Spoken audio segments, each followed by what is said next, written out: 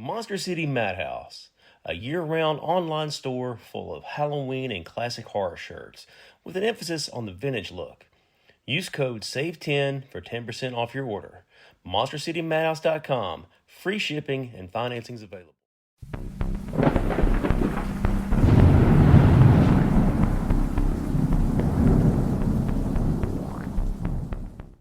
Welcome back to Southern Ghost Stories. I am the American Haunt Historian, Alan Searcy. I appreciate you guys joining me.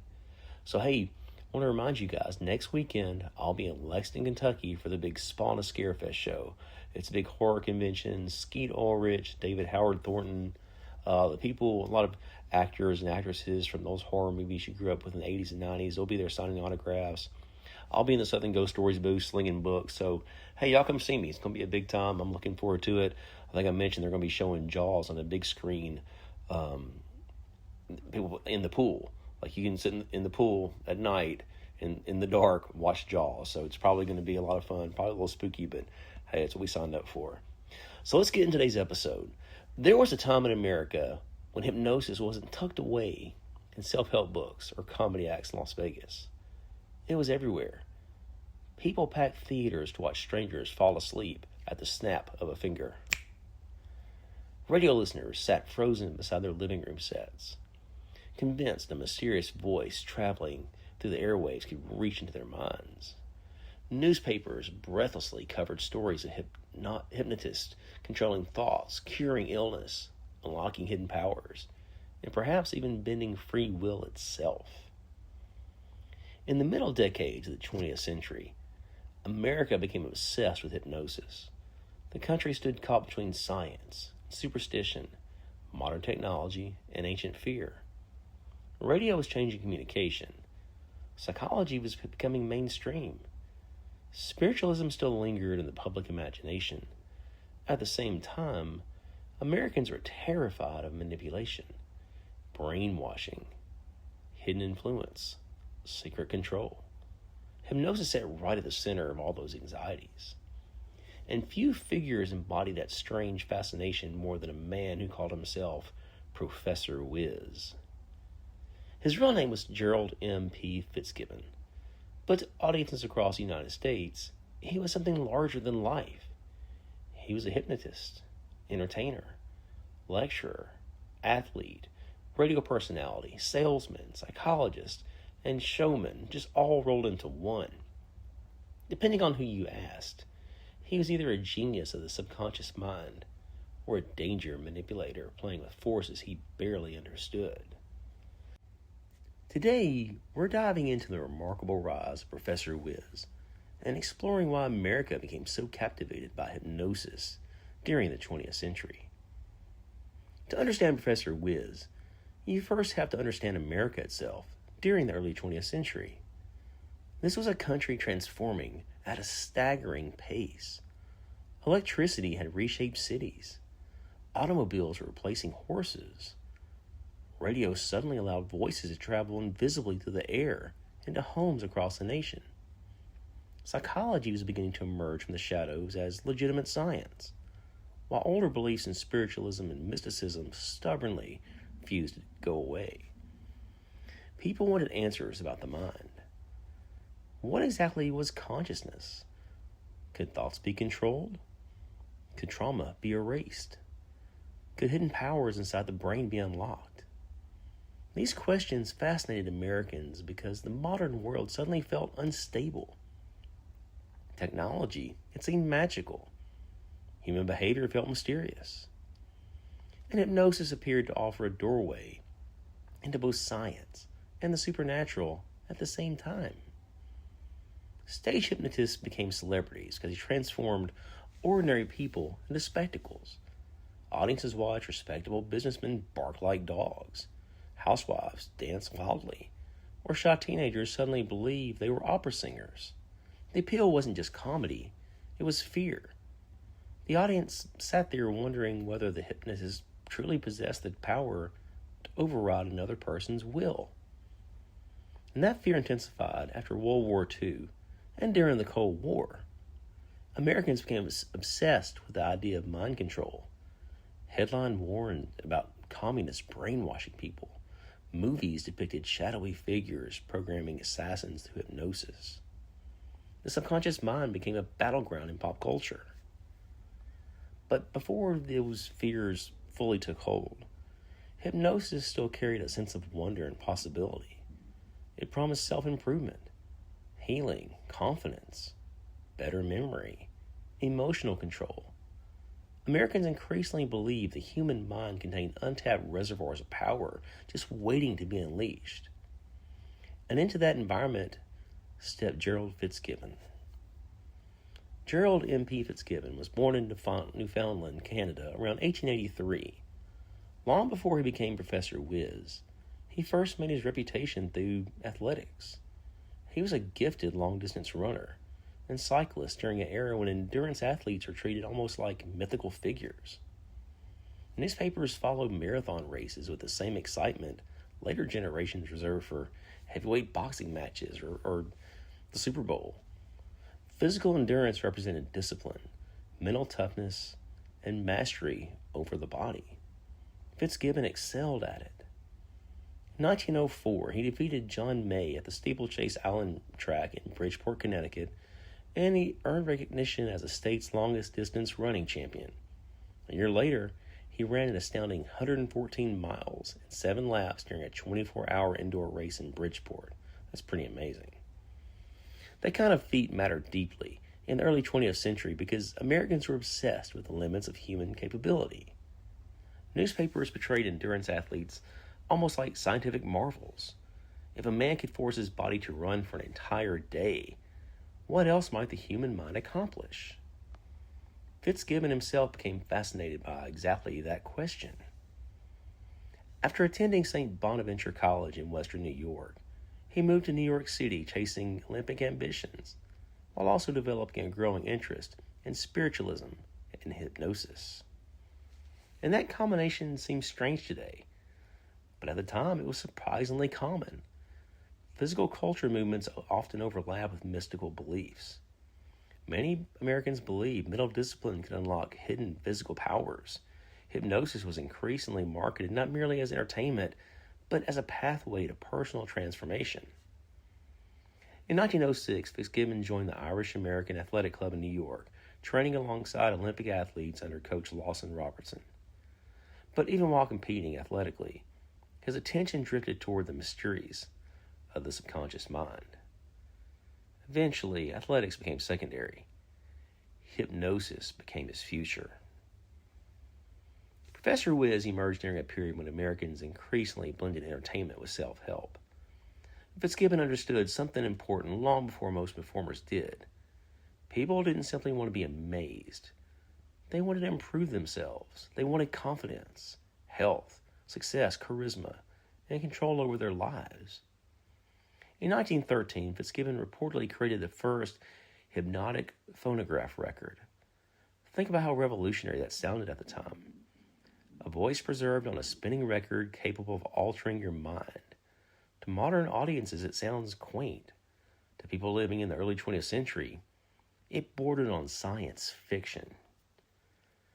By 1916, he published writings advocating hypnosis as a beneficial force for humanity.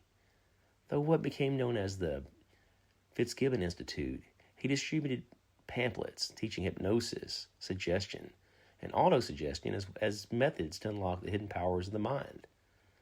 This was the dawn of the modern self-improvement culture. Long before motivational speakers packed arenas or life coaches dominated social media, figures like Professor Whiz were telling Americans they possessed untapped mental potential. Hypnosis became associated with success, wealth, confidence, discipline. Americans desperately wanted to believe the mind could be trained like a muscle, and Fitzgibbon sold that dream masterfully. He also understood branding before it really existed. He adopted memorable titles like Miracle Man, Professor Rhythm, and eventually settled on Professor Whiz. The name itself sounds futuristic, energetic, almost supernatural. He wasn't just a hypnotist. He was an experience. So the rise of radio changed everything. By the 1920s and 30s, Radio had transformed American life. Families gathered nightly around glowing receivers, listening to voices travel invisibly across enormous distances. For many Americans, radio itself already felt uncanny. So when hypnotists entered broadcasting, the results were explosive. On March 9, 1927, Professor Whiz performed one of the most astonishing stunts of his career. Broadcasting from a hotel room in Springfield, Massachusetts, he claimed to have successfully hypnotized 4 people in 3 separate cities through radio transmission alone. Whether audiences fully believed, it really didn't matter. The idea itself was terrifying and thrilling. Could a voice traveling through the air control human behavior? Could unseen influence penetrate directly into the subconscious? Americans were already nervous about how technology affected the mind. Radio hypnosis intensified those fears times 100. Through the 1930s, Fitzgibbon continued broadcasting hypnotic demonstrations, including performances from Camden, New Jersey. His reputation exploded nationwide. Crowds flocked to his performances because they combined comedy with genuine psychological tension. Volunteers from the audience would suddenly cheer for imaginary football games. Others believed they possessed winning lottery tickets and desperately tried to hide them from surrounding spectators. The audiences laughed, but beneath the laughter was a disturbing possibility. What if a hypnotist really could override someone's conscious will? That question haunted America for decades. By the middle of the 20th century, hypnosis had seeped into nearly every corner of American culture. Nightclubs featured hypnotists alongside comedians and singers. Hollywood produced films centered around mind control and hypnotic murders. Psychologists experimented with hypnosis as therapy. Advertisers used subconscious messaging language to sell products. Even police departments occasionally explored hypnotic techniques for criminal investigations. Americans became fascinated with the hidden mind because modern life increasingly felt overwhelming. The Great Depression, it just shattered the confidence of the country. World War II traumatized millions. The atomic age introduced fears of annihilation.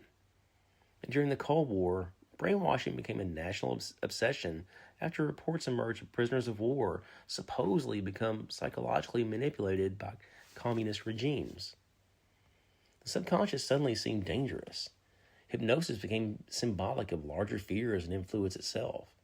Advertising, propaganda, political messaging, radio broadcasts, movies. Americans worried that unseen forces were constantly shaping their behavior without them even realizing it. Professor Whiz thrived inside that atmosphere because he represented both entertainment and anxiety simultaneously. He often claimed his powers came not from magic, but from understanding the subconscious mind. Yet critics accused him of dabbling in dark magic and dark forces. And some genuinely believed hypnotists possessed supernatural abilities. That tension kept audiences fascinated because the truth was nobody entirely understood hypnosis. Even today, scientists debate aspects of just how it all works. And Professor Whiz's live performances, they became legendary. Thousands attended his shows across America. They weren't simply lectures, they were spectacles.